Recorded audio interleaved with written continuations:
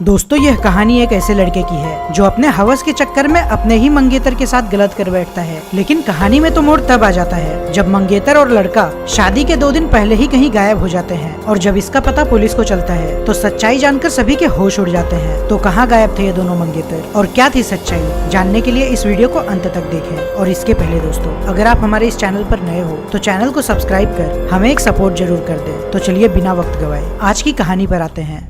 कहानी की शुरुआत में हम नीलेश नाम के एक बच्चे को देखते हैं जो कि गंदी किताबें पढ़ रहा था और धीरे धीरे जैसे जैसे वह बड़ा हो रहा था उसकी आदतें अश्लील होती जा रही थी और साथ ही वह पूरी रात भर अश्लील वीडियो को देखा करता था। यहाँ तक कि वह ऑटो रिक्शा में भी लड़कियों पर हाथ साफ करने की कोशिश करता था और इसके इन्हीं हरकतों के चलते उसे मार भी पड़ जाती थी। अब सीन बदलता है और हम देखते हैं कि नीलेश का सुप्रिया नाम की लड़की के साथ रिश्ता होने जा रहा है, जहाँ दोनों लड़का लड़की एक दूसरे को पसंद कर लेते हैं। यहाँ दूसरी ओर सुप्रिया के घर में कोई रोक टोक न होने की वजह से नीलेश सुप्रिया के घर आना जाना शुरू कर देता है। और एक दिन नीलेश सुप्रिया के लिए गजरा लेकर आया था, लेकिन घर के अंदर जाने पर उसकी गंदी नजर उसी के सास पर पड़ जाती है और साथ ही घर में वह सुप्रिया को गंदे तरीके से छूने की कोशिश करता है, जिसमें सुप्रिया उसे रोक लेती है। इसके बाद नीलेश सुप्रिया को अपने बाइक पर बिठाकर चला जाता है, जहाँ पर बाइक से जाते वक्त सुप्रिया को चाहने वाला एक पड़ोसी उसे देख लेता है और नीलेश सुप्रिया को एक सुनसान जगह पर ले जाकर उसके साथ जबरदस्ती करने की कोशिश करता है। यहाँ दूसरी ओर सुप्रिया के घर वाले सुप्रिया की शादी करने के लिए पैसों का बंदोबस्त करने में लगे हुए थे, क्योंकि वो चाहते थे कि उनकी बेटी की जल्द से जल्द शादी हो जाए, क्योंकि उसके पहली भी शादी टूट चुकी थी। यहाँ पर माता पिता यह नहीं चाहते थे कि किसी भी वजह से उसकी बेटी सुप्रिया की शादी में बांधा है, लेकिन बेटी घर आकर सारी बातें अपनी माँ को बता देती है कि वह एक अच्छा लड़का नहीं है, क्योंकि उसने उस पर जबरदस्ती करने की कोशिश की थी। लेकिन शादी ना टूट जाए इसके डर से माँ कहती है कि अब दूसरा लड़का मिलना मुश्किल है, क्योंकि उसके पिताजी नहीं मानेंगे। यहाँ तक कि वो भी कहती हैं कि शादी के पहले ये सब कुछ आजकल होता है। वहीं दूसरी ओर रात के समय नीलेश अपने दोस्त से सारी बातें शेयर कर रहा था कि उसका उसकी होने वाली वाइफ के साथ कुछ नहीं हो पाया, इसलिए उसका दोस्त उसे अपनी राय देता है कि वह कैसे आगे बढ़े। अब अगले ही दिन नीलेश सुप्रिया को अपनी माँ से मिलवाने के बहाने उसे अपने घर लेकर आता है, लेकिन घर में कोई भी नहीं था और नीलेश सुप्रिया को घर ले जाकर उसे गंदी पिक्चर दिखाने की कोशिश करता है, जहाँ सुप्रिया गुस्सा होकर वहाँ से भागने लगती है। लेकिन जैसे तैसे नीलेश उसे मनाकर रोक लेता है और घर दिखाने के बहाने वह उसे बेडरूम में लेकर जाता है और वह जबरदस्ती उसके दोनों हाथों को बांध देता है और उसका वहीं पर वह शोषण कर लेता है। यहाँ सुप्रिया ने अपनी चुप्पी बांधी हुई थी, क्योंकि वह उसका होने वाला पति था और साथ ही उसकी माँ भी उसकी कोई बात नहीं सुनती थी। जब नीलेश सुप्रिया को अपने घर छोड़ देता है तो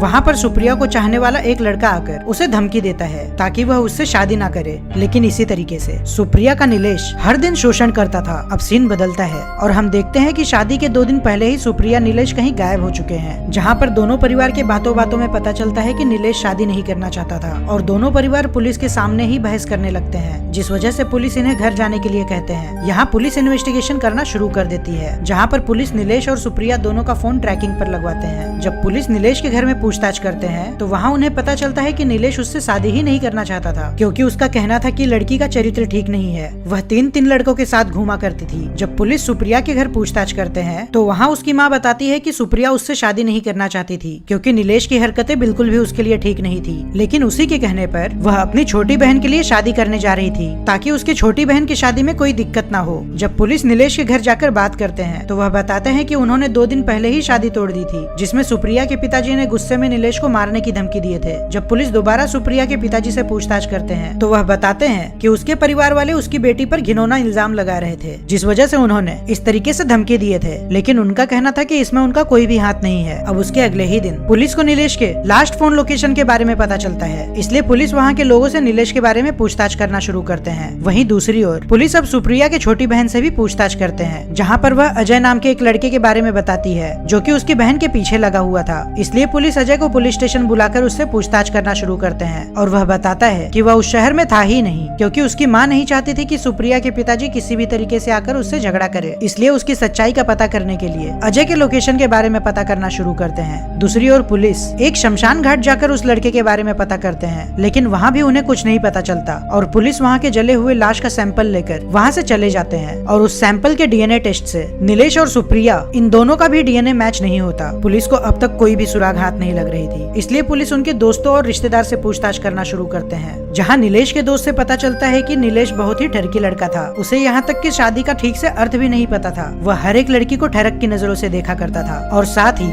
सुप्रिया की सहेली से पूछताछ करने पर उन्हें पता चलता है कि सुप्रिया प्रेग्नेंट थी। इसलिए पुलिस नीलेश के घर जाकर छानबीन करना शुरू करते हैं, जहाँ उन्हें लैपटॉप में पता चलता है कि नीलेश ज्यादातर पॉर्न साइट ही अपने लैपटॉप में देखा करता था, जिससे नीलेश के पिताजी को समझ जाता है कि हो ना हो कहीं ना कहीं उसके बेटे की ही गलती है। और पुलिस दोबारा सुप्रिया के घर जाकर उसके पिताजी से पूछताछ करते हैं, जहां उनका शक था कि शायद सुप्रिया के पिताजी को उसके प्रेग्नेंट होने का पता चल गया होगा और अपने इज्जत को बचाने के चक्कर में उन्होंने उसे मार डाला होगा। अब सीन बदलता है और यहाँ सुप्रिया और नीलेश के गायब हुए पूरे 20 दिन हो चुके थे, लेकिन तभी पुलिस को खबर लगती है कि नीलेश का फोन मुंबई में एक्टिव हुआ है। तो इसलिए पुलिस मुंबई के एक्टिव लोकेशन पर जाकर वहाँ पर पूछताछ करने लगते हैं, जहाँ उन्हें पता चलता है कि यह फोन किसी कोल्हापुरी ड्राइवर ने बेच कर गया था। इसलिए पुलिस वहाँ के सभी कोल्हापुरी ड्राइवर को इकट्ठा करवाते हैं और फोन खरीदने वाला आदमी उस ड्राइवर को पहचान लेता है। पुलिस के ड्राइवर से पूछे जाने के बाद वह बताता है कि यह फोन उसके ट्रक में था, जो कि हो सकता है कि शायद किसी ने सरोज ढाबा के पास से उसके ट्रक में डाला होगा। और जब पुलिस सभी विक्टिम के फोन लोकेशन का डेटा निकलवाते हैं तो पुलिस को पता चलता है कि जिस दिन यह ट्रक सरोज ढाबा के पास था वहाँ पर यह सोपान नाम का आदमी भी वहीं पर मौजूद था, जो कि लोगों को जलाने का काम करता था। इसलिए पुलिस दोबारा उससे पूछताछ करने लगते हैं, जहाँ वह कहता है कि वह सिर्फ वहाँ पर शराब पीने के लिए जाया करता है। और यह सब सुनकर पुलिस उसे जाने देते हैं और सोपान पर 24 घंटे नजर रखना शुरू कर देते हैं। जहाँ नजर रखते वक्त पुलिस को पता चलता है कि सोपान लकड़ियों को ब्लैक में भी बेचा करता था, यानी उसने जो भी पहले डेटा दिखाया होगा वह सब कुछ नकली थे। और इसीलिए पुलिस अब पूरी तरह उस पर नजर रखना शुरू करते हैं, जहाँ पर वह एक सुनसान जगह पर किसी का इंतजार कर रहा था। और पूरे 3 घंटे इंतजार करने के बाद पुलिस देखते हैं कि उसे मिलने के लिए सुप्रिया की माँ आई हुई है। जब पुलिस इन दोनों से पूछताछ करते हैं तो ये दोनों बताते हैं कि ये दोनों एक दूसरे के मुंह बोले भाई बहन हैं। और पुलिस के टॉर्चर के बाद ये अपना गुनाह कबूल करते हैं। यहाँ सुप्रिया की माँ बताती है कि उनकी बेटी के साथ नीलेश ने शादी के पहले ही सब कुछ कर लिया था, लेकिन बेटी की शादी ना टूट जाए इसलिए उन्होंने पुलिस कंप्लेंट नहीं किया। लेकिन इसी के साथ साथ नीलेश की हिम्मत बढ़ती जा रही थी और उसने अपनी सास से भी संबंध बनाने के लिए ब्लैकमेल करना शुरू कर दिया, क्योंकि नीलेश के पास उसकी बेटी के अश्लील वीडियो थे जिसे वह दूसरों को दिखाने की धमकी देता था। और बदनामी के डर से